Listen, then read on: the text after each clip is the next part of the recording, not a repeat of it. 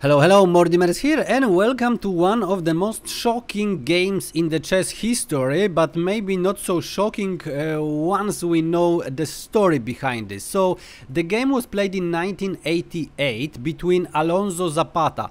Alonso Zapata is the Colombian grandmaster. He was 30 years old at that time, and his ranking was 2480, and he's gonna play as white. And his opponent, future world champion Vishy Anand, and he was only 18 years old at that time. However, his ranking 2555, and he also represented India, and he was playing as black. Now a little background: this was the tournament in Biel in Switzerland, and that was tournament B, and Zapata won that tournament, so definitely the strongest players over there, and Vishy Anand was 5th.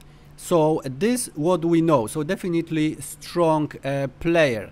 And without further ado, let's see what happened on the board and why it is so shocking. So Zapata opened with e4. We have e5 by Anand, knight on f3 and knight f6. So Petrov's defense. And okay, pretty standard stuff here. Knight on e5, we have d6 kicking the knight, knight f3, knight e4, and here the most popular move for white is d4. d4, grabbing the center, you know, controlling the center, making some space for the bishop to develop. Very strong move. Queen on e2, this is also possible. Pinning the knight. Now d3 would be the threat, but after queen on e7 everything is fine. d3, knight on f6, and we have completely boring and symmetrical position, which is, you know, the players should just sign a draw and, you know, end the game. However, here Alonso Zapata played knight on c3, another variation which actually forced black to take the knight and make this pawn structure a little bit messed, and then would be asymmetrical. So more possibilities to play. Knight on f6 is also possible here, and we would have again a very symmetrical position. So knight on c3 would look probably like d takes on c3, and after bishop on e7, bishop e3, white can castle on the queen side, black can choose what they're gonna do, and the position is a little bit more dynamic. However, in this position, after knight on c3, Vishy Anand play bishop on f5, so he defends the knight. And what is the problem with this move? It looks like there is no problem, because just 1 year earlier it was played between two grandmasters. So Anthony Miles played against Larry Christiansen, and the players just draw. Okay, this was after knight on e4, bishop on e4, d3, bishop on g6. The players just play a couple of more moves, exchange the pieces, and it was a draw.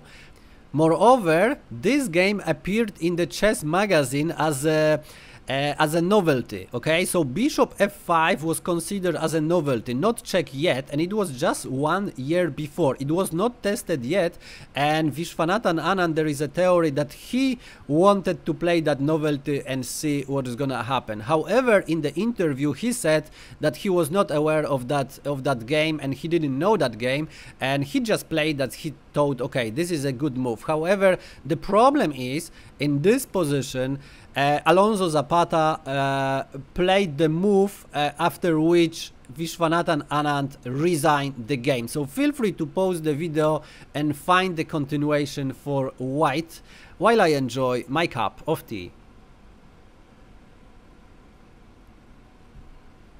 Okay, ready? Not very difficult. I showed that move already, but it didn't work at that time. Queen on e2 was played, and here Vishy Anand just resigned the game. What happened? What is the difference? Of course, d5, d3, and the knight is lost, so it's impossible.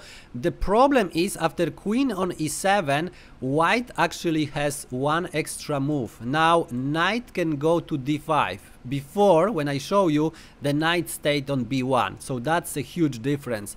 Knight d5, and now the queen is under attack. If queen moves, then of course we have d3 and the knight is lost, and if queen tries to stay on the on this open line, it's not even possible, because e5 is controlled by the knight, and after queen on e6 we're gonna have a family fork attacking the king and the queen and the rook, so that's of course losing. So this is why after queen on e2 Vishy Anand resigned the game. But what we can learn from that, because there are no lost games, there are only wins or the lessons, okay?